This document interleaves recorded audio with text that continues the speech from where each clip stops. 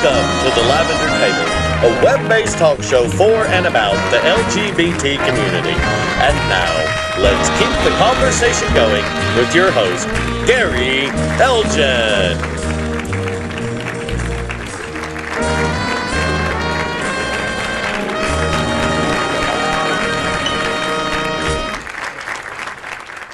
Hello, Gary Elgin at the Lavender Table with my good friend Jean, the Queen Mother, Nutter.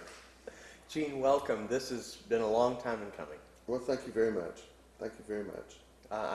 I've been wanting to have you sit at the table, or in this case the bar, for quite a while, because we've had a number of conversations, you and I, one-on-one, privately, but so many of the things that you and I talk about I felt needed to be heard by others.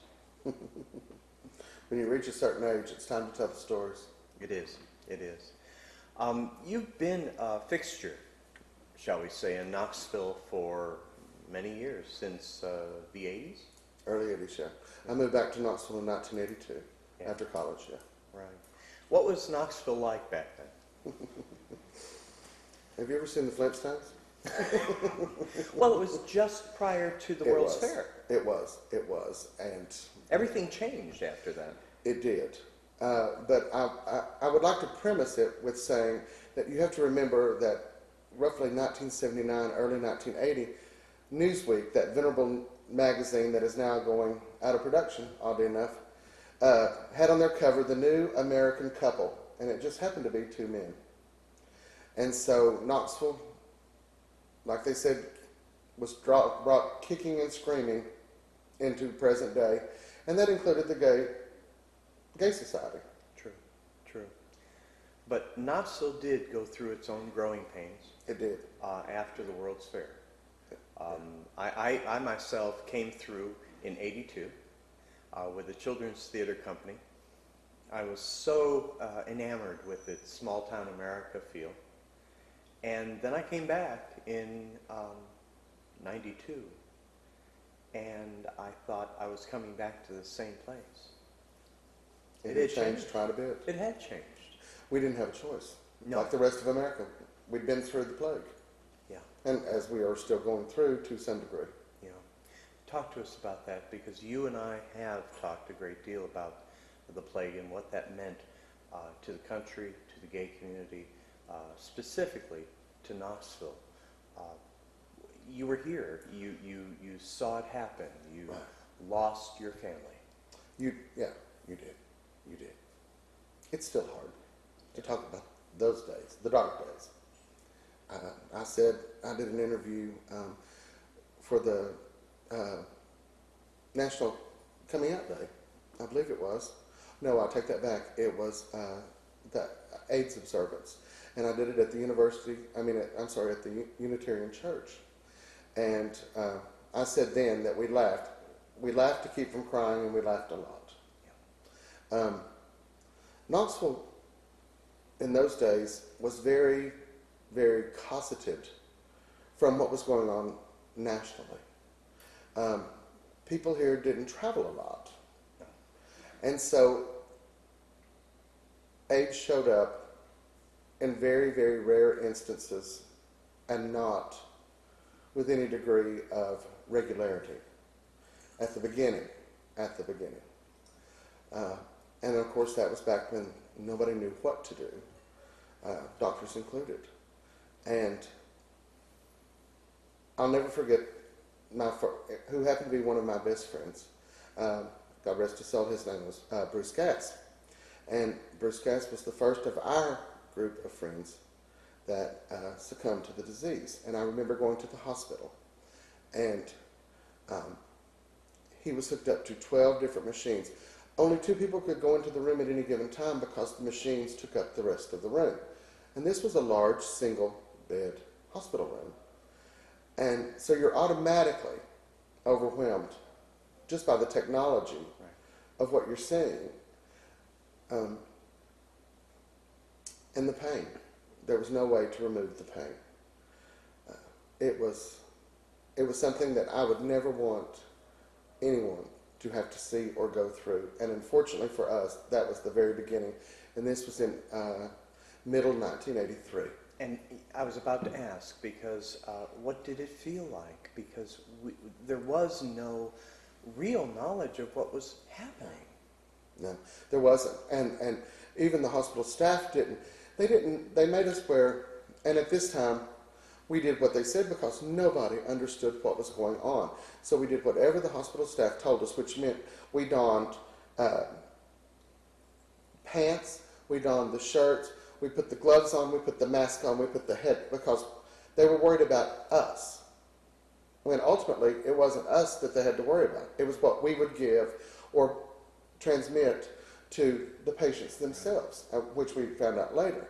And oddly enough, that was when one of the first times we felt, as a community, I have to say, and I know this to be true because I've talked to many people over the years about their experiences at the same time as my own, when we looked at the nurses and the doctors and we said, we're not putting that on. We know, we understand. And with no medical experience whatsoever, I think that we instinctually understood that we were more at risk. We were more risk to them than being at risk to ourselves. They had just started finding out small bits and pieces of the way that the disease works. Yeah. Right.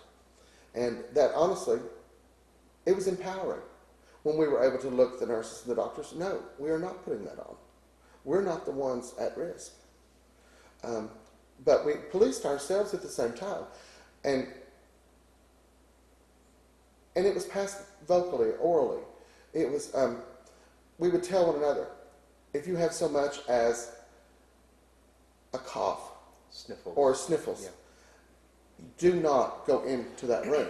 Call them on the phone. Send them a letter, but don't expose them. And like I said, in a very odd way, it was empowering. It was the first sense of empowerment that we had felt in a long time, because we were just emerging as an acceptable minority within this great country. And it's like the Wicked Witch flew over. When I was in 82, 83, I guess, I was in Los Angeles, and if memory serves, La Cage aux Folles had just come to town. Now, La Cage aux Folles had swept, I believe, New York by a storm, with a storm, and it had come to Los Angeles, and it was a celebration, and yet cast members were getting sick. Right. It closed early, at least from our standpoint. It was the celebration that never quite happened. Right. Yeah, it's like you got to the party, and in today's terminology, your cell phone rang, and it was your grandmother. Right. In the hospital, and you're ready to walk into that party, and you're so excited. And you're all decked out. And you're decked out to the in the best 80s had to offer. And you turn around, and you go back, and you regroup. Yeah. And you hope to God that you're not on that same merry-go-round. Right. Because so many fell so fast. And with nothing to prevent it, or prolong it even, prolong life, at what cost, who knows? I look back and I go, sometimes I don't know that it was worth it for some of them. Some of my dear friends, some of our friends, our families. I remember the shame of families, good God-fearing Christians with a small c, I must stress, who did not stand up for a family member out of fear of what people thought. Yeah. It is amazing to me. I can remember participating in fundraisers at the venerable old Dance Palace in Knoxville, the Carousel, raising money to buy tombstones, of all things. We're in our 20s. Right. We're buying tombstones for people that are in their 20s and 30s. Much too young, much too much to deal with all at once, and yet we persevered. That's how AIDS Response Knoxville came about. Yes. Yes. I was president of Knoxville's 10%. And it was, at one time, Knoxville's 10% was the largest gay organization in the Southeast, larger than anything Atlanta had, or Tampa, or Miami. We were the largest. We had 123 active members in this little cowtown. As a matter of fact, we had the first introduction of the disease by a state professional, Dr. Gary Swinger, from the Tennessee Department of Communicable Diseases. Came to Knoxville and spoke to our group. It was standing room only.